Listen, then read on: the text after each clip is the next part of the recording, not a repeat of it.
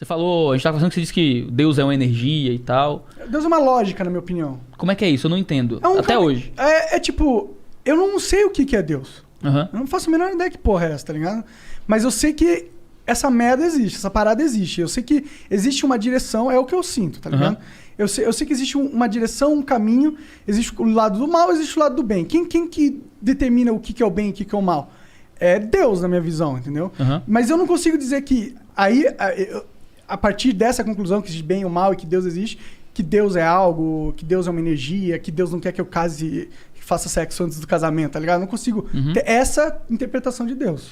Porque a partir do momento que você fala que existe um bem e um mal, um caminho estabelecido por Deus, pra mim isso invoca uma pessoalidade, uma autoconsciência que provém de Deus, né? Porque como é que uma força ou energia impessoal, eu disse lógica, né? Mas que não tem autoconsciência consegue criar determinações comportamentais, morais, ou um caminho do bem e do mal. Porque falar de bem e mal, pra mim, fala-se muito de pessoalidade. Tem que existir uma mente que projeta o seu caráter para formar o que é bem e o que é mal. Sim, mas isso eu acho que talvez é uma ferramenta da nossa realidade como humano. Nós temos que ter um ego para existir neste universo que a gente habita, entendeu? Mas eu não acho que Deus esteja preso a isso. Acho que Deus não necessariamente precisa ter uma pessoalidade. Ele pode ser uma parada que a gente nem entende. A gente entende a pessoalidade porque a gente é uma pessoalidade. E a gente não consegue imaginar uma vontade sem essa pessoalidade. Mas isso não é necessariamente uma limitação de Deus. Talvez uma limitação da nossa percepção. Talvez o que você esteja dizendo é que Deus ele é mais que uma pessoalidade. E não menos. Sim, exato. Entendeu? Deus, ele transcende a mera pessoalidade. Ele é... Individualidade para Deus, eu acho que é um conceito raso para Deus, ele ser um indivíduo. Acho que ele não é limitado a um indivíduo, sabe? Por isso que é trindade, né? Por isso que a gente fala de Pai, Filho e Espírito Santo. Mas é mais do que isso, né? Se na doutrina cristã, Deus ele se manifesta em três autoconsciências, né? Que é o Deus Pai, Deus Filho e Deus Espírito Santo. É um dos grandes mistérios da teologia, né? Como é que Deus pode ser três em um ao mesmo tempo e tal. E sei lá, só é o que está escrito. É porque ele transcende a pessoalidade. É, exatamente. Nota 10 pro Igor. Aí. Então você, na sua percepção, Deus também não é um Deus pessoal. Não, Deus, assim, a ideia é que, uma vez que ele é mais do que uma pessoalidade nesse sentido, Deus é pessoal. Ele é pessoal. Ele também é pessoal. Ele também é pessoal. Ele se manifesta para além das limitações da nossa visão de pessoalidade. Porque o que é um ser pessoal na nossa visão, né? É uma autoconsciência. Eu tenho uma limitação física, eu não posso passar para além do meu próprio corpo. Eu tenho uma limitação histórica de onde eu vivi e tal. E Deus, ele é uma pessoalidade. Quando a gente fala pessoalidade, a linguagem teológica é de uma autoconsciência. Ele é um ser, uma pessoa, é a linguagem tradicional da teologia, que se entende, tem uma autoconsciência, sabe quem é, tem sua própria pessoalidade e personalidade. E isso se manifesta no Pai, no Filho e no Espírito Santo como três autoconsciências, como três pessoas. E veja, se você fala de um Deus em três autoconsciências, em que cada autoconsciência, cada pessoa é totalmente Deus, mas os três são totalmente Deus e um está contido no outro, a gente começa a conversar um pouco sobre o que você está dizendo. É um Deus que transcende o nosso conceito, a nossa limitação de pessoalidade. Então, quando eu digo a Deus é uma força, Deus é uma energia ou uma lógica, a sensação que me passa quando eu escuto isso é que Deus é menos que uma pessoalidade. Ele é como se fosse uma energia informe que talvez nem se veja como Deus, nem se perceba como existente, mas que move a gente de alguma direção ou algo parecido. Talvez ele não se... Concordo, é meio um pouco essa minha visão. Talvez ele não tenha a nossa percepção de Deus. A gente tem uma percepção... Talvez ele só tá... Deus só esteja existindo e nem sabe que ele criou tudo isso, tá ligado?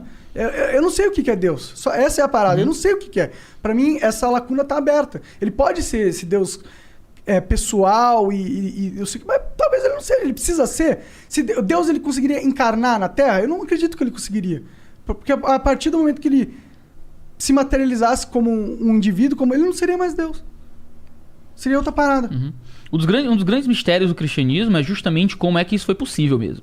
A linguagem que é usada em Paulo, a linguagem que é usada nos evangelhos, é uma linguagem mesmo do absurdo quase, né? De como é que Deus vira homem. Como é que o autor da vida nasce. Uma mulher, né? Como é que o verbo eterno tem que aprender a falar? Como é que o incontido entra num corpo? Né? Como é que o autor da vida morre? Sabe? E realmente essa sensação tem que ser gerada na gente. Como é que pode isso? Isso é absurdo, cara. Mas esse é o grande absurdo da mensagem do evangelho. De que a gente tem Deus, um ser pessoal, segundo a visão cristã, segundo a visão judaica, da maioria das religiões monoteístas do mundo, um Deus pessoal que olha pra gente na nossa miséria, no nosso pecado, nas nossas falhas, e escolhe se tornar como nós para se tornar uma ponte entre nós e ele. Né? Isso é uma mensagem que, sim, é absurdo. Como é que Deus vira gente, cara? Eu não virava gente. Se eu fosse Deus, papoca todo mundo e tal, e vai. Eu não sei, você... Eu entendo. Não, eu, entendeu? Assim, Se fosse eu, que se dane todo mundo, entendeu? Assim. Mas não, tem um Deus que olhou com misericórdia e com amor, entendeu? E que se tornou participante da nossa vida para ser o modelo perfeito que a gente recebe quando crê nele, sabe? Isso é uma coisa maravilhosa dentro da mensagem cristã, da visão cristã das coisas, né? Sim, mas eu acho que aí a gente tem duas interpretações dessa passagem, dessa mensagem.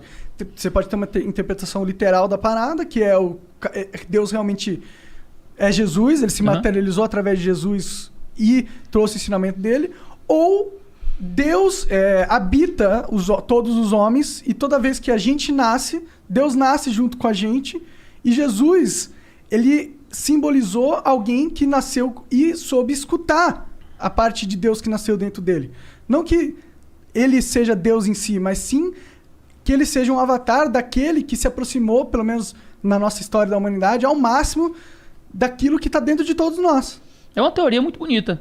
Só que não é o que ele diz acerca dele mesmo nos evangelhos, mas né? É que a interpretação do que ele diz é muito aberta. Não dá pra você... Em algumas coisas, com certeza. Sim. Não é?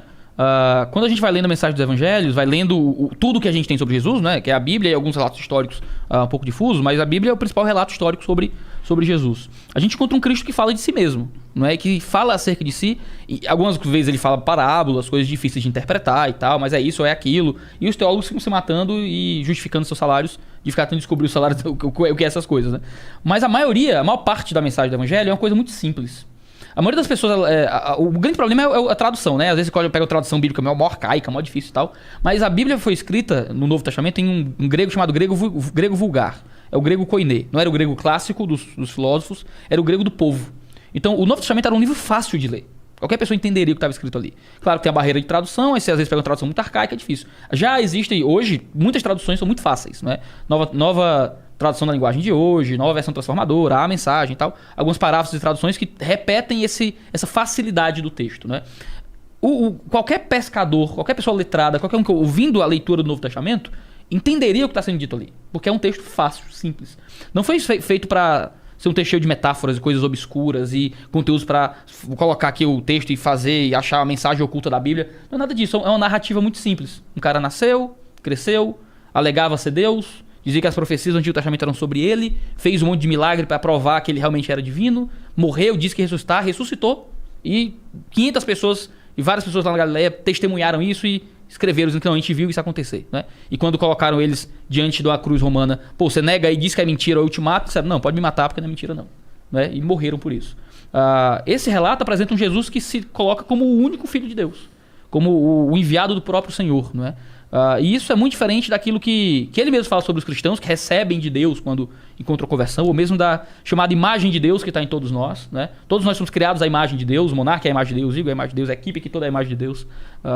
E essa imagem foi quebrada pelo pecado. A gente pecou, né? E os nossos pecados, nossas próprias escolhas, fazem com que a gente corrompa essa imagem em nós, né? Então há todos os dias uma luta pela imagem dentro da gente, né? Existe um bem e o mal no nosso coração, existe um certo e um errado. Por mais que os valores mudem de pessoa para pessoa, há uma lei escrita no nosso coração que é comum a todos os homens. Pô, matar é ruim, brother. Quem mata geralmente é uma galera particular da sociedade que é excluída e tal. Estuprar é horrível. Se colocar contra os outros, roubar o que é dos outros é ruim. Então, e isso é comum a muitas culturas, né? Porque existe uma coisa, um imperativo uma lógica moral universal que rege todos nós. Imperativo moral que existe dentro de nós que vai mudando de pessoa para pessoa. Uns são mais abertos, outros menos. A sociedade vai criando outros valores. Ou a gente vai aprendendo valores ruins também, dependendo do contexto social. Claro, se sacrificava pessoas, virgens e tal. Isso, exatamente. Cara. Até hoje, tem tribo indígena que sacrifica criança. No Oriente Médio tem mulher que tem que morrer junto com o marido. Assim, essas loucuras todas, né? Então, assim, a gente tem um Cristo que se diz Deus. C.S. Lewis, ele escreveu um livro chamado Cristianismo Puro e Simples. O cara escreveu Crônicas de Nárnia. Que ele diz que só existem 3 possibilidades sobre Jesus. Ou ele era louco, ou ele era mentiroso, ou ele era Deus. Porque se chega um cabo aqui e diz, brother, eu sou Deus. Pensa no Henrique Cristo. Sabia que ele ia trazer o Henrique Cristo. Se o Henrique Cristo chega aqui e diz, brother, eu sou Jesus, ó pai. Só tem 3 paradas possíveis pro Henrique Cristo. Ou o cabo é doido, crê fielmente que é Deus sem ser, então é pirado. Ou ele é mentiroso, tá num personagem há muito tempo, que ele sabe que não é Deus, mas finge que é. Ou ele é Deus. Ou ele tá falando a verdade e tem razão. Ou ele tá falando por metáforas. O Henrique Cristo. Não, Jesus, no caso. Então, mas esse é o grande negócio. Existem metáforas que ele fala, mas outras passagens não são. Sim, entendi. Quando ele tem coisas que ele fala que ninguém nem entende. Ele chega assim, gente, eu sou o caminho, a verdade e a vida. Ninguém vem ao Pai a não ser por mim. Aí Tomé olha e diz, Senhor, mas a gente sabe nem pra onde é que o senhor tá indo, avalie qual é o caminho. Né? Que história é essa de caminho? Ele vai dizer, Tomé, quem me vê o Pai, sabe? Ele tá o tempo todo explicando com clareza aquilo que ele tá vivendo. Existem muitas coisas, olha, eu amei o mundo, Deus entregou seu filho pra morrer pelo mundo. A gente às vezes ouve isso, mas pode ser uma grande metáfora. E geralmente vem quando a gente tá lendo a Bíblia de segunda mão, geralmente. Se tu abre o Novo Testamento, tu lê o que tá escrito ali... Mas e o Velho é muito Testamento?